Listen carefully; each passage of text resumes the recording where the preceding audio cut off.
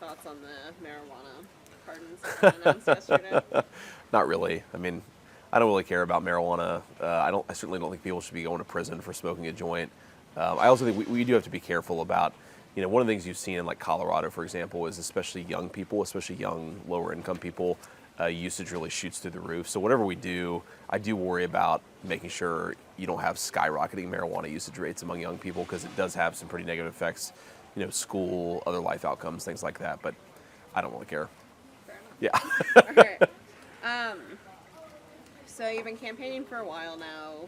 You wrote Yeah. a book. At this point in the game, I mean, is there anything you feel like voters don't know about you that they should? Well, I try to remind myself that most voters are busy actually living their lives, and they're not political junkies, right? I spend most of my life talking to campaign staff, journalists, and people who really care about politics, and 90% of voters don't. And so I try to, do I think there's anything you don't know about me? Probably not, right? But you pay closer attention than probably 90% of the country. I think there's a lot that a lot of voters don't know about me, right? They don't know where I'm from. They don't know why I care about the things that I do. I think that's part of our job over the campaign, both the campaign we've run up to this point, but also the next 32 days, is to try to tell people a little bit more about my story, a little bit about why I'm doing this and why I think I can be a good public servant. And I think that's the main thing. And then obviously there's sort of a few issues, right, where at any given time there are 15 things that I care about, but the three issues that I think are really going to drive voters, and I think the three most significant crises we have in our country right now, are the rising prices, the border, and crime. And so I think I have the job of making sure I hammer those three messages and not get distracted by things that are maybe interesting, but I think are not as significant a crisis as the other issues. Yeah.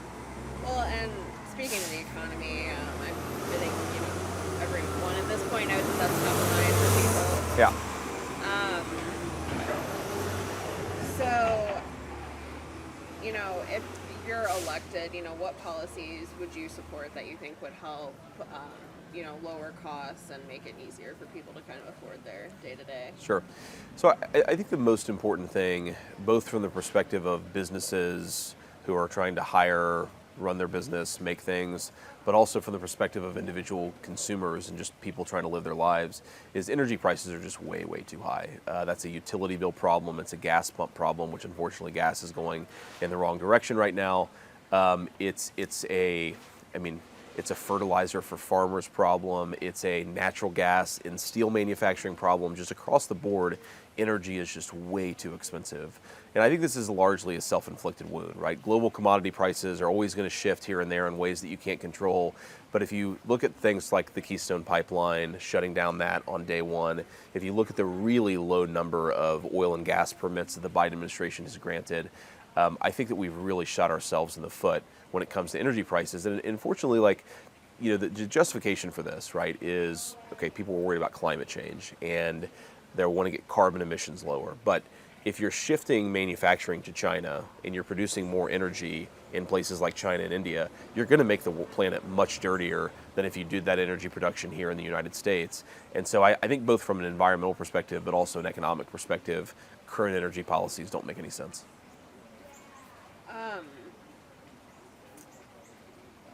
Something that I don't feel like I've heard a lot in this cycle, but it's obviously still an important issue, is, healthcare, prescription drug prices. Of course, What yeah. do you think, we should be doing to make those things more affordable? Yeah, I'm a big fan of letting Medicare and also others, not just Medicare, but also private buyers, renegotiate prescription drug prices, re-import prescription drug prices, or prescription drugs, which would lower prices. It's one of these really weird things where people who say they believe in the free market would allow a drug to be sold to Europe at a certain price and then wouldn't allow a European to sell that drug back into the United States at whatever price they set.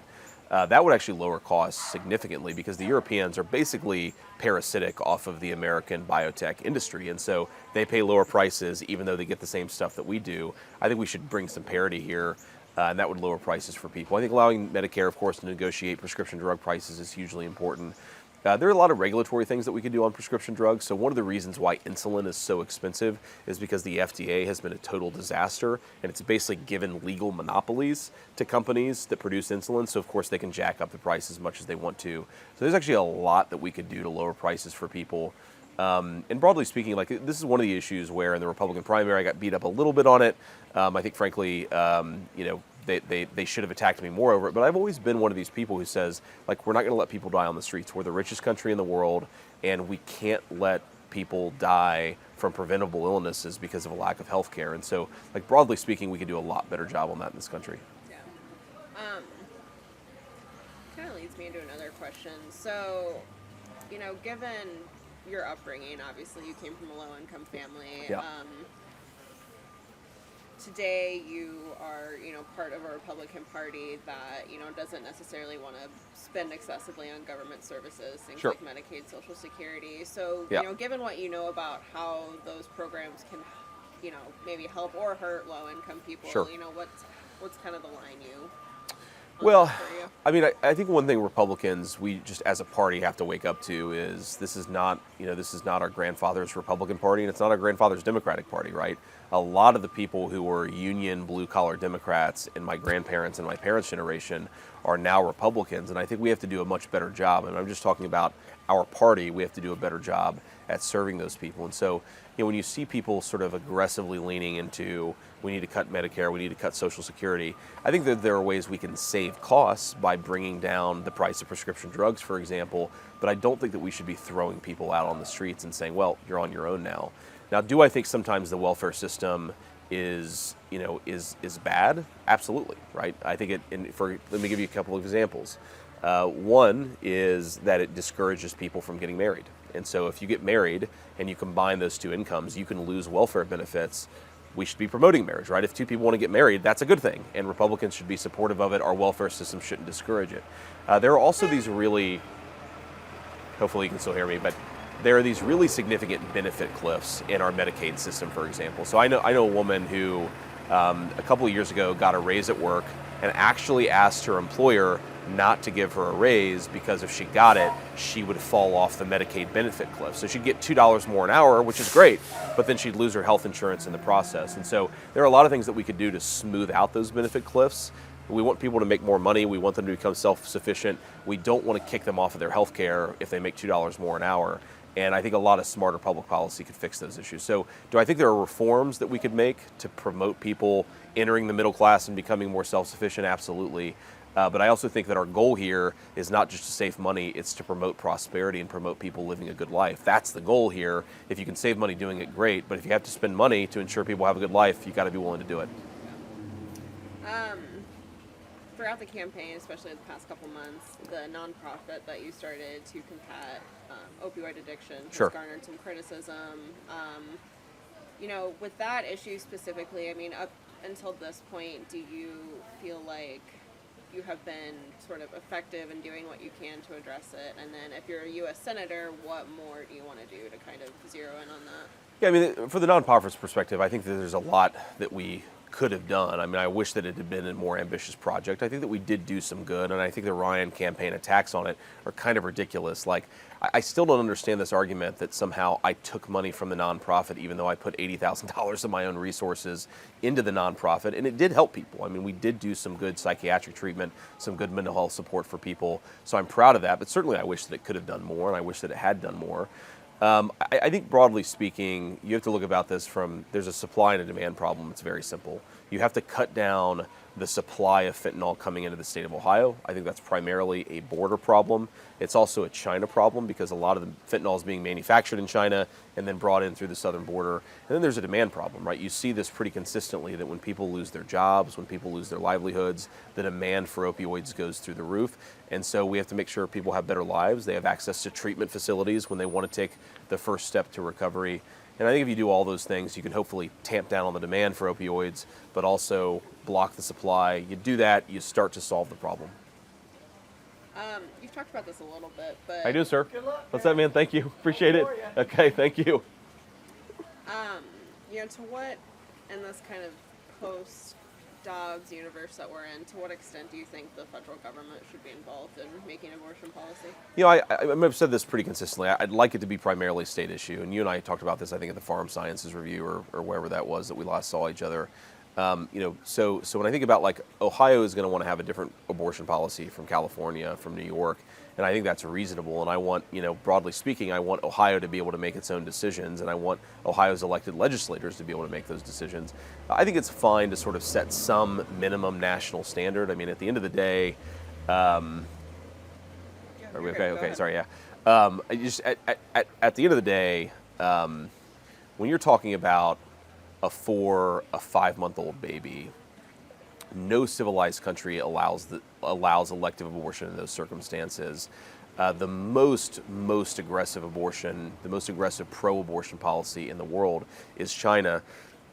And I don't want to be China when it comes to abortion policy. And so, am I fine with us setting some minimum national standards? Absolutely, I am.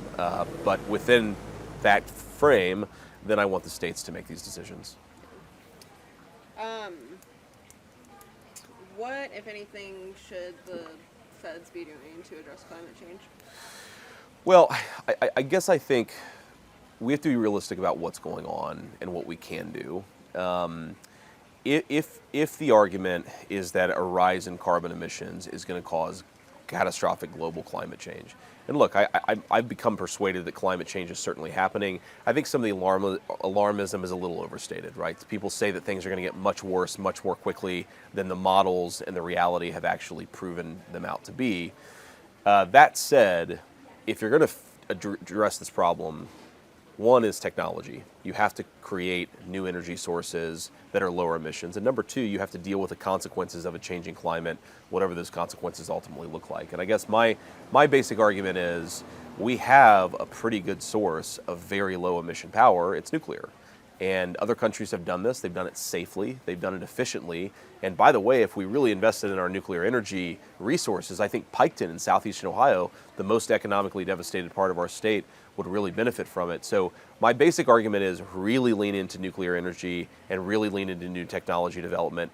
Don't allow the climate change argument to force us to shift our entire manufacturing economy to China, which just so happens to be the dirtiest economy in the world. That's basically how I think we have to handle it. And the thing I really worry about, whether it's Tim Ryan or any other Democrat, is they in the name of environmental cleanliness and in the name of reducing carbon emissions, they are pursuing a set of policies that are clearly not going to reduce carbon emissions, but are also going to be devastating economically. I can't square that circle.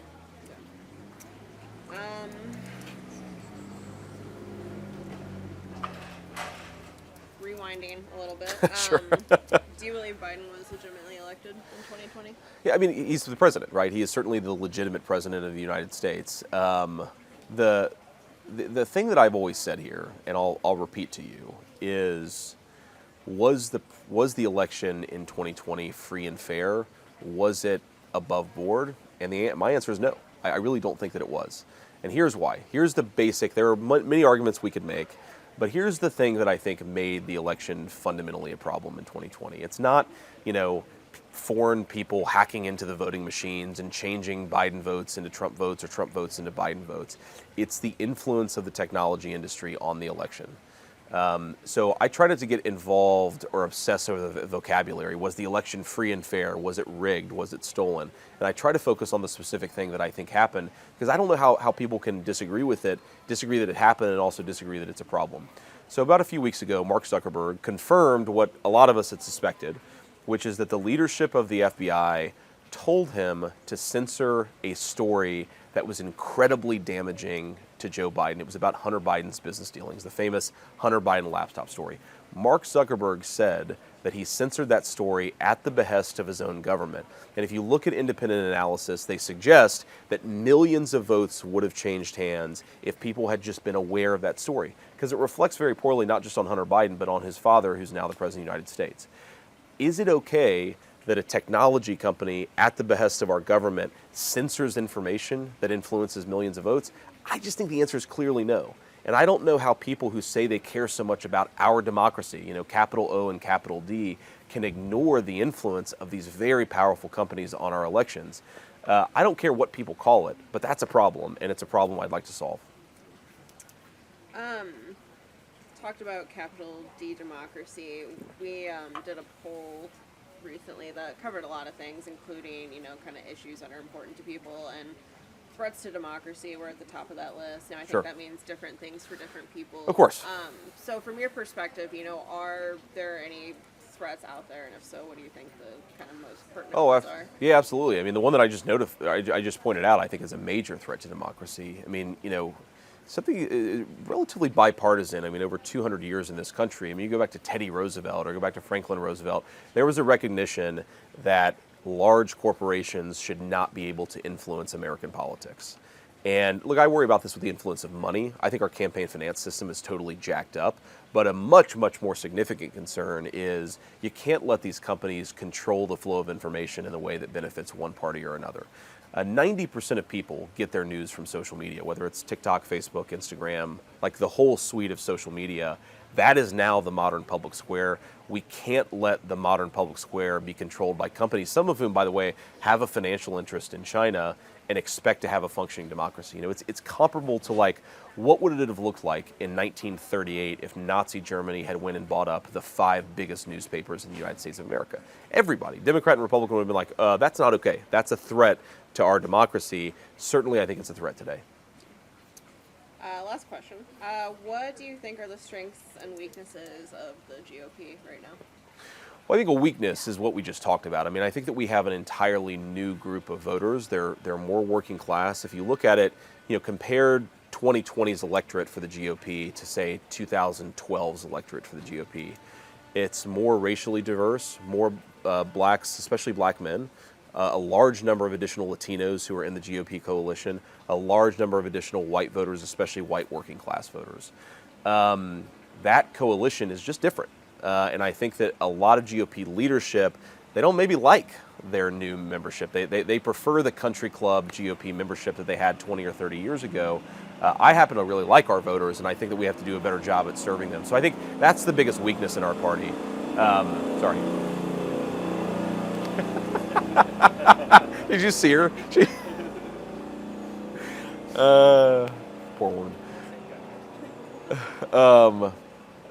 But I guess I just think the GOP needs to wake up to the fact that we have a new group of voters and we need to do a better job of serving those voters. I think that our strength is maybe the mirror image, that we have a really, really interesting new coalition. We have a lot of energy. I think there's a lot of new ideas. I mean, like a candidate like me could not have won a Republican primary 10 years ago. Sorry. Just turn that off. A candidate like me could not have won a Republican primary 10 years ago. I literally, one of my main things that I ran on was raising taxes on companies that ship jobs overseas. And I remember even now, there were a lot of Republican consultants who were like, this is crazy. You can't run on that message, even though it was popular with our voters. So I think basically the biggest problem, but also the biggest promise of the GOP is that the coalition has really shifted. And that provides a lot of opportunities, but it also provides a lot of risks, especially for our leadership. All right. Great. Deal. Awesome. That's it. Thank you, guys. Thank you. Yeah.